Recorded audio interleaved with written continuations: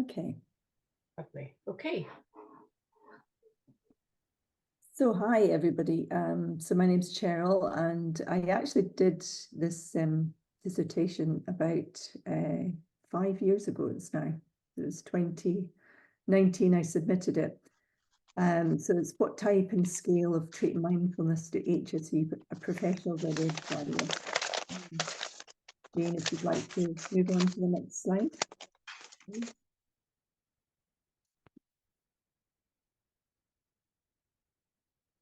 Perfect.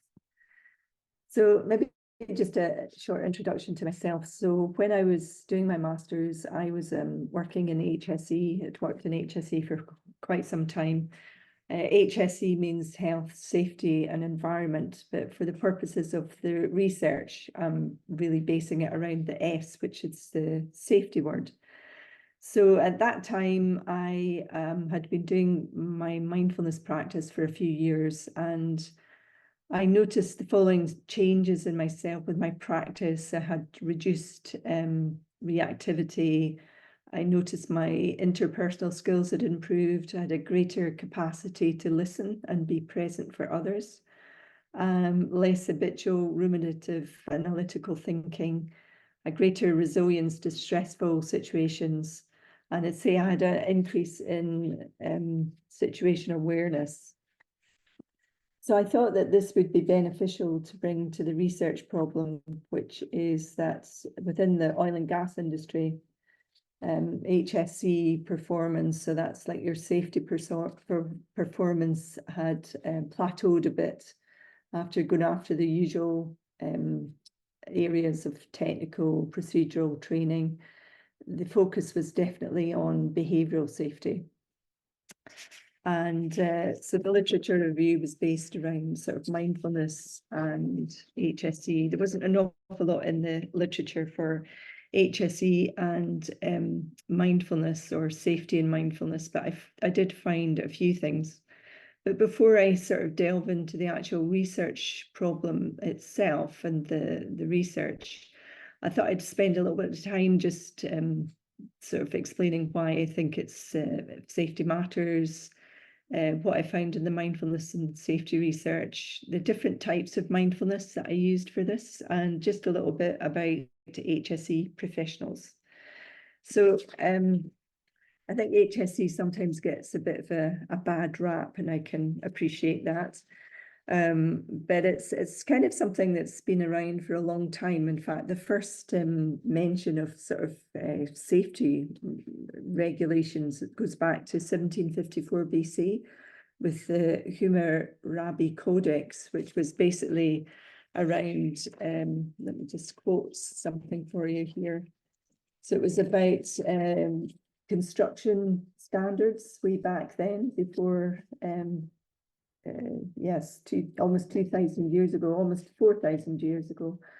So one of their laws was, if a builder built a house for someone and it doesn't construct it properly, and the house he builds fails and kills the owner, then the builder shall be put to death. So it's very strict laws back then. And with time, obviously, these sort of laws and rules have come about through progress. We've had the Industrial Revolution, you had child labour and machinery, which was quite new in the workplace. And so initially there'd be technical approaches to the legislation, making sure design of equipment was safe, and then things about working hours, and you eventually get things like child labour and the Factory Act to sort of reduce that sort of exploitation. So you can see there's a pattern in HSE history that you tend to use a technical approach to fix things, making sure you've got integrity of equipment, design, thinking about the sort of people that are going to be working there, giving them training and making sure their motives are, the motivation's correct. So a lot of preventative work comes in between 1920 and 40. And then sort of move into the 1930s, and you've got the idea before then that accidents just happen. And then we move into accidents are caused, and the relevant causes can be presented. So that's sort of the foundations of what we call behavioural based safety. So it's a little bit more than just the technical side and the design. And as we move into the 1970s, we start to see the development of risk management. And there's a lot of public pressure around this because this is when we have a lot of nuclear industries starting up, and you have the 7 Mile Island. So there was a lot of anxiety in the public about that and the need for control. And then in the 1980s, there's a review of all the sort of previous theories, looking at the empirical evidence, starting to build hypotheses to understand the psychological and human factors, mechanisms for safety and prevention of accidents. And then in the 70s and 80s also, you've got big disasters, and I'm sure a lot of you will remember things like Bhopal chemical factory explosion and fire in 1984. We had Chernobyl in 86, and there was also the Challenger space shuttle explosion in 86. Off Britain, there was the Herald of Free Enterprise, the ferry that sank in 87. We also had the King's Cross fire in that year as well. And then, of course, very relevant to the oil and gas industry, we had Piper Alpha in 88.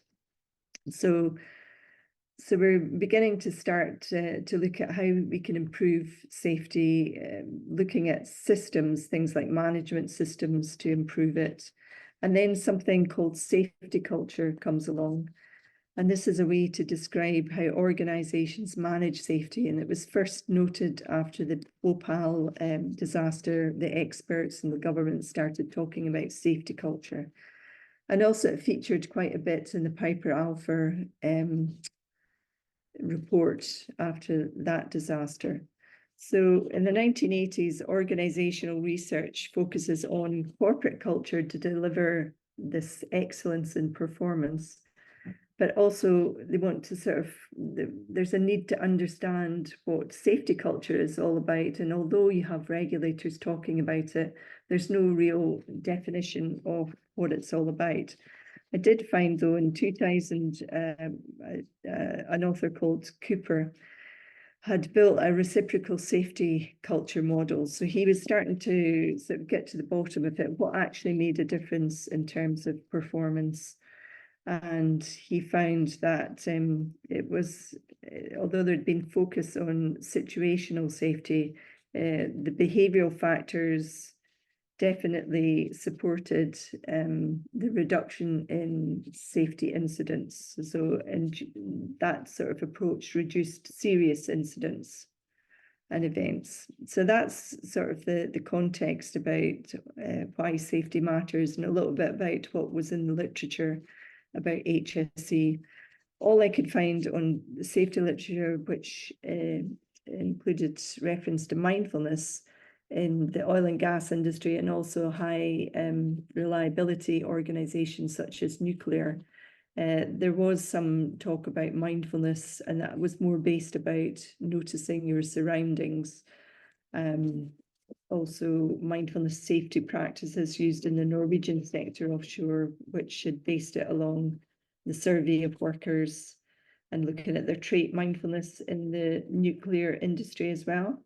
So in my research, I'd kind of used two types of mindfulness, what I'm calling meditative mindfulness, which is the sort of Eastern tradition mindfulness, and socio-cognitive mindfulness, which is really sort of from the psychology field. And it's a lady called Ellen Langer. You maybe heard of her, Professor Ellen Langer from Harvard. She's sort of given the title the sort of mother of mindfulness, but that's more in the sort of psychological field, rather than Kabat-Zinn is, I guess, known for bringing Eastern mindfulness into the West. So meditative mindfulness, how would I describe that? It's knowing what's happening when it's happening without preference, whereas Langer's mindfulness, it's more of a dynamic state of alertness through drawing novel distinction to what's going on. So it's situated in the present, it's sensitive to context and perspective, and it's guided but not governed by rules and routines. Now, there was something that just noticed in my thesis that was quite an interesting quote from somebody. Maybe got it here. So yeah, it was somebody who noticed that each of those approaches seem to address a problem. The meditative mindfulness looks at suffering, and it's really sort of going to solve that with an internal focus on being. Whereas the Langer mindfulness model, the socio-cognitive mindfulness, the problem there is mindlessness, and it takes an external doing approach. So for her, mindlessness is really just accepting and sort of challenging what you're seeing in your external environment and trying to look at it in a different way with a different perspective. So that's so that covers the types of mindfulness that I've been looking at in this. Maybe just a few words about HSE professionals. I know that people often sort of see HSE people as the people that go about saying, no, you can't do this. Obviously, you know, they're there to sort of try and make things safer. But what I did in my thesis was I looked at the mindfulness research reported effects of both the two different types of mindfulness. And I mapped those with the sort of HSE professional skills that were defined in the research. So with the socio-cognitive mindfulness, one of the effects is a greater sensitivity to one's environment, openness to new information, creation of new categories for structuring perception, and an enhanced awareness of multiple perspectives in problem solving. And so when we match that against some of the HSE skills, well, they're wanting to have hazard recognition, inspection, auditing, accident investigation, emergency response, enabling change in organizations and people. So I thought that those two different skill sets and effects matched up quite nicely. So for the sort of more meditative mindfulness, the reported effects were body regulation, attuned communication, emotional balance, response flexibility, empathy, insight or self-knowing awareness, fear modulation, intuition, and morality. And so if we try and marry that with some of the HSE skills, that's deliver education and training, inform, discuss risk prevention with all levels of people within the company, working with emergency response, accident investigation, inspection, auditing, relationships, moral and ethical, interpersonal skills, and skills to handle tensions and contradictions. So I pretty much was confident that sort of a mindfulness approach in HSE would be very sort of valuable. So if you'd like to go into the next slide, James, that'd be great, thanks. Okay, so just in summary, HSE management approach is through an improvement to the organization's safety cultures, management systems, and behavioral safety, along with clearly defined goals and objectives. And mindfulness and safety suggests there's a link between trait mindfulness, safety performance, and behaviours, and predominantly in high-risk organizations such as the oil and gas industry and the nuclear industry.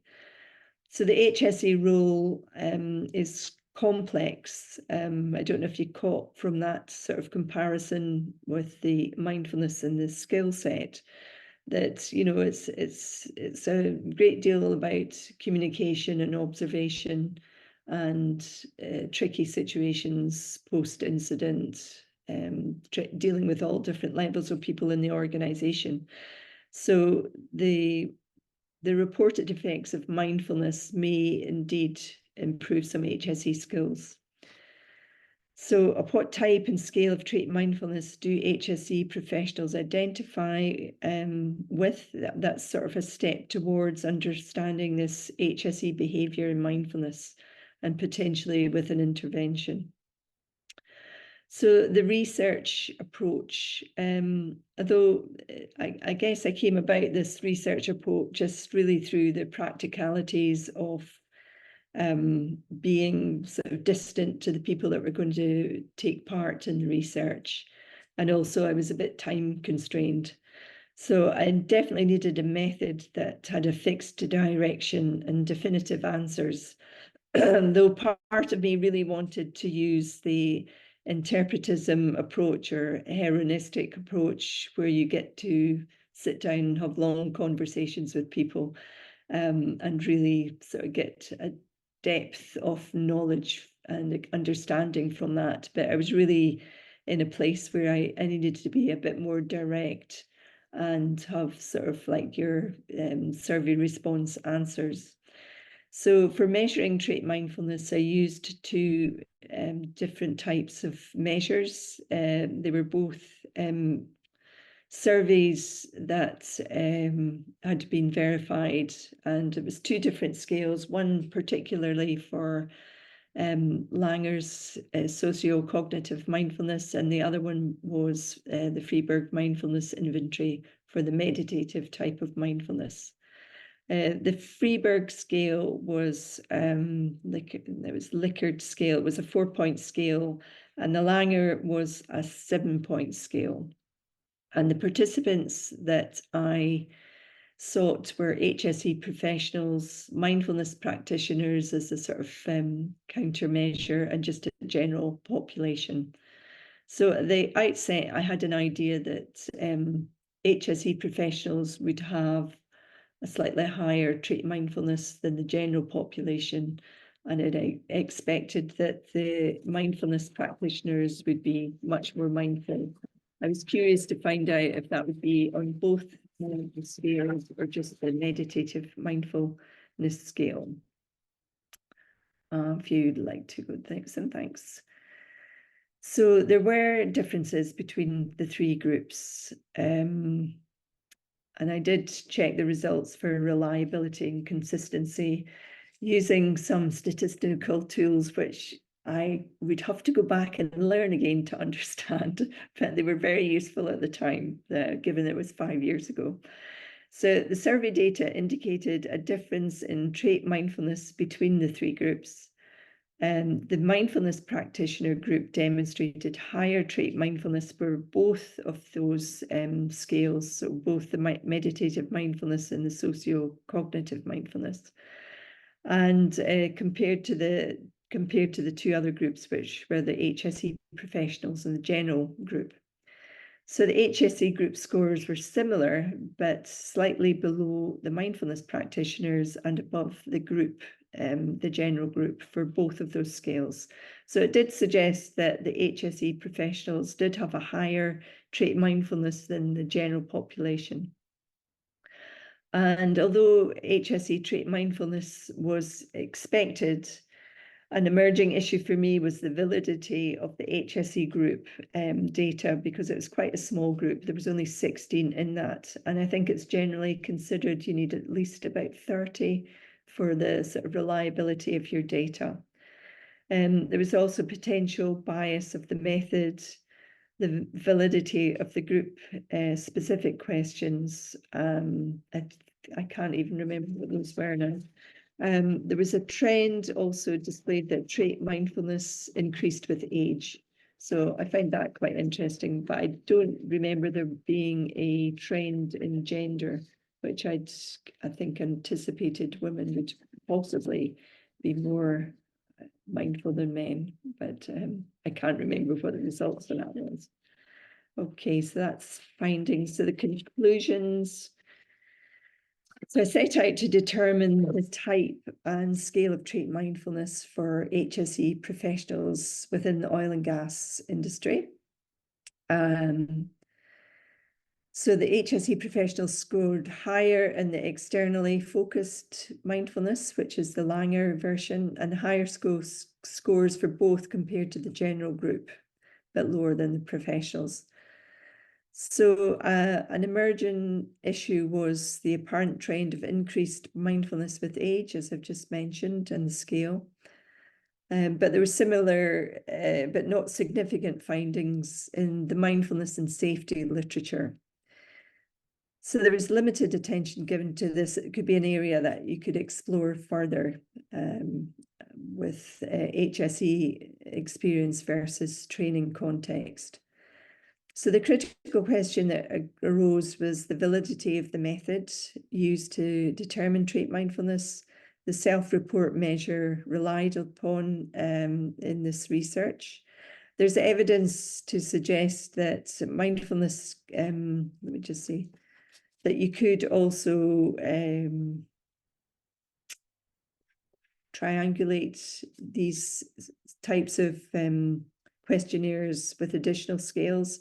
And I believe that both the Langer and the Freeberg mindfulness scales had been sort of verified as accurate. Additional validation options would be if I could go back and maybe have that more sort of behavioural, what's the word, interview method of talking to people to sort of dig deeper and find out a little bit more about the type of mindfulness and the type of approaches. Because at the end of the day, with the research, it did give me some sort of inclination that a mindfulness practice or awareness would be good for HSE professionals, not only for the ability to notice things, but also to deal with the stressful situations that that sort of profession has, because they're sort of multifaceted. They're doing a lot of information for management levels. They've also got to be able to communicate with people on the ground, and there's a lot of stress involved with the sort of workloads that these sorts of people have, given the seriousness of not doing the job right. People get hurt, people get injured, and bad things happen. So I think looking forward to how this could be used, I think it'd be useful to somehow incorporate mindfulness in HSE training. I always think that's a bit difficult because it's quite a personal thing. So given that the Langer version of mindfulness could be a useful tool that is easier to educate people in sort of looking at things with a different perspective. And then maybe you sort of indicate that meditative mindfulness practice would be quite useful as well. But I always think it's difficult to have an intervention where you're asking people to go and become meditators, because I think that's something that you've got to be drawn to yourself. Otherwise, I don't think it's useful. But that's my own opinion. I don't know if there's any research about that. So that's yeah, that's basically my project. It was very interesting to revisit it after 5 years, and I hope you find that information useful.